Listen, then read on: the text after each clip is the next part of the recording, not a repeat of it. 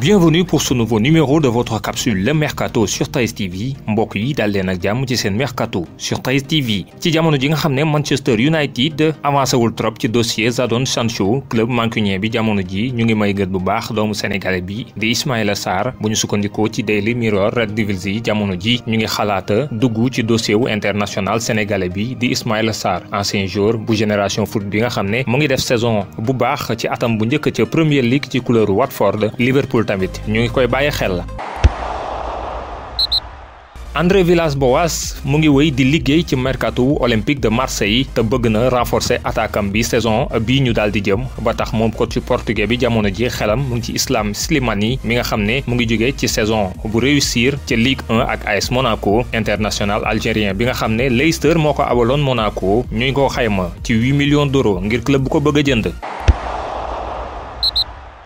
Alors que l'option Laurent Blanc a été évoquée ces dernières heures, la presse espagnole cite un nouveau candidat pour le poste d'entraîneur du FC Barcelone. Selon Mundo Deportivo, Patrick Kluivert, ancien joueur du FC Barcelone et responsable de la Masia, serait l'élu du vestiaire catalan pour prendre la succession de Quique Setién. Selon AS et la Gazzetta dello Sport, Lautaro Martinez resterait encore une saison supplémentaire à l'Inter Milan afin de rejoindre le FC Barcelone l'année prochaine. Le club catalan n'aurait pas en effet les liquidités suffisantes pour boucler ce transfert cette année en raison de la crise financière que traverse le monde du football à l'issue de la pandémie de coronavirus. L'attaquant argentin de 22 ans aurait même refusé les autres offres de clubs européens car son seul rêve serait de rejoindre le Barça. Selon AS, Naples pourrait se rapprocher de Luka Jovic en cas d'échec du transfert de Victor Osimhen. Le club azzurro se serait même déjà réuni avec Fali Ramadani, le représentant de l'avant-centre serbe, afin de discuter d'un éventuel transfert. D'après ce que rapporte à Bola, Arsenal serait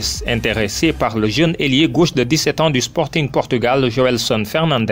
Les Gunners auraient même fait une offre au club portugais de 45 millions d'euros pour l'espoir portugais, soit la valeur de la clause libératoire du joueur. L'activation de cette clause permettrait donc au club londonien d'entamer directement les négociations avec le joueur. La saison prochaine, le PSG va devoir remplacer Edinson Cavani en Italie. On évoque une volonté de Leonardo de récupérer Douglas Costa à la Juve qui se lancerait alors sur Raúl Jiménez, l'attaquant de Wolverhampton. Edinson Cavani justement susciterait la convoitise de nombreuses équipes de Serie A à l'instar de l'Inter ou encore de l'AS Rome. Ce dimanche, la presse portugaise fait également état d'un intérêt du Benfica pour l'ancien joueur du PSG. Dejan Lovren, 31 ans, n'est que le 4e choix de Jürgen Klopp en défense centrale à Liverpool. Le Croate pourrait d'ailleurs ne pas effectuer l'année de contrat qui lui reste car selon le Daily Mail, le Zénith Saint-Pétersbourg aurait soumis une offre de 10 millions d'euros aux Reds. Le club russe voudrait faire de l'ancien Lyonnais le successeur de Branislav Ivanovic dont le contrat vient de se terminer. Liverpool demanderait une somme de 17 millions d'euros pour lâcher son joueur, lequel pourrait même prolonger si jamais il venait à rester.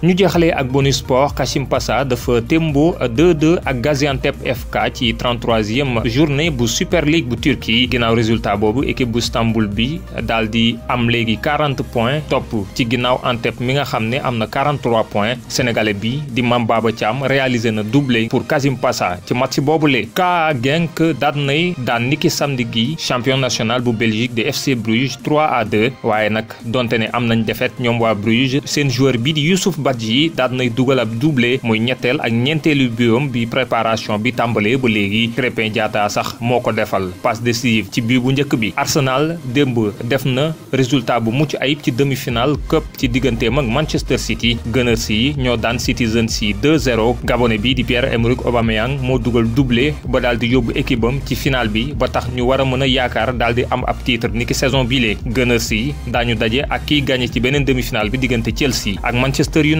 Mesdames, Messieurs, c'était tout pour votre Mercato sur 13 TV. Merci de l'avoir suivi. Rendez-vous demain pour un nouveau numéro.